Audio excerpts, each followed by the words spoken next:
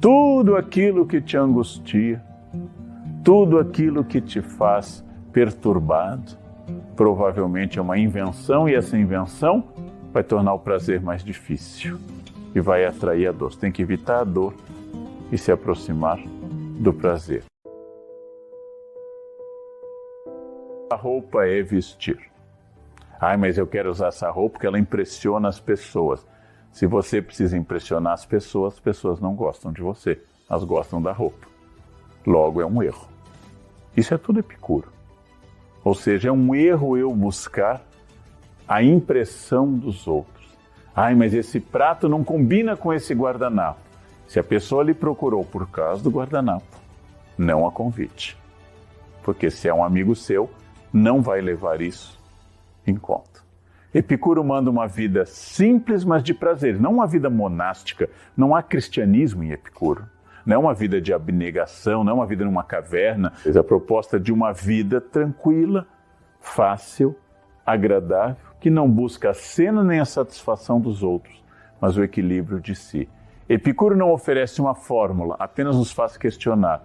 Tudo aquilo que te angustia, tudo aquilo que te faz perturbado, provavelmente é uma invenção, e essa invenção vai tornar o prazer mais difícil e vai atrair a dor. Você tem que evitar a dor e se aproximar do prazer. E quando se diz não temer a divindade, é não temer nenhuma força maior do que você mesmo. E pronto. Essa é a grande questão para Epicuro. Essa proposta, naturalmente, ela pode ser desenvolvida, dá para dar um curso sobre Epicuro, já fiz muitas palestras sobre os textos de Epicuro, mas a morte não é nada para nós, porque quando existimos não existe a morte, e quando existe a morte não existimos mais. Logo, para que pensar na morte? Por que pensar naquilo que você nunca encontrará? Você não precisa ter medo de um sentimento ou um fato que nunca lhe acontecerá. Nunca alguém morreu no mundo, porque quando morreu não era mais alguém. Todo mundo existiu enquanto não existiu a morte. Pronto. É fácil. Mas se eu morrer assim, vai morrer. Você vai morrer, ninguém vai ficar. Então o que Epicuro nos coloca é que essa preocupação com a morte, aquelas pessoas que têm a síndrome de Faraó, querem construir sua tumba e guardam para a morte e para a morte e guardam. Pessoas que são até prudentes, investem no seu plano funerário, pagam o seu caixão, pagam a aposentadoria, investem para a aposentadoria, se dedicaram a morrer. O que não é ruim, mas Epicuro pede que você se dedique a viver. E pronto. E não a morrer. Mas Epicuro pede que a gente pense assim: dinheiro, queres ser rico? Pois não te preocupes em aumentar os teus bens, mas sim em diminuir a tua cobiça.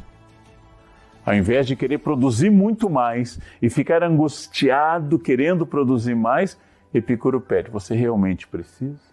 Você vai ver que a ambição é insaciável. Não importa. Se você tem um apartamento de 2 quartos e compra um de 3, sonha com um de 4. Depois sonha com uma varanda. Depois com uma churrasqueira gourmet. Depois com uma vaga a mais na garagem. Não importa o quanto você faça, vai ter necessidade. Para Epicuro, o problema não é ter mais dinheiro. Você tem que ter o suficiente para não pensar no dinheiro. Tem o suficiente para não pensar no dinheiro? Você já está bem. Quanto mais dinheiro, mais preocupações eu vou ter, pensa o filósofo Epicuro. As pessoas felizes lembram o passado com gratidão, alegram-se com o presente e encaram o futuro sem medo. Essa é a fórmula de Epicuro. Penso no passado com gratidão porque foi a história da minha vida. Eu alegro-me com o presente, eu encaro o futuro sem medo. Se eu não sei o que será o futuro, para que medo eu vou ter? Que medo eu vou ter?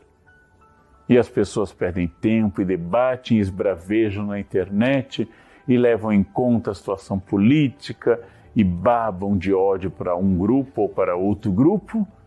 E Epicuro vai dizer que essas preocupações em excesso desviam da felicidade, desviam do foco. Então esse é um pensamento muito prático Para Epicuro, a grande estratégia como um caminho que me leva para o futuro, a grande estratégia é a tranquilidade dos bons momentos vividos, segundo ele, em um jardim, com amigos e comendo bem.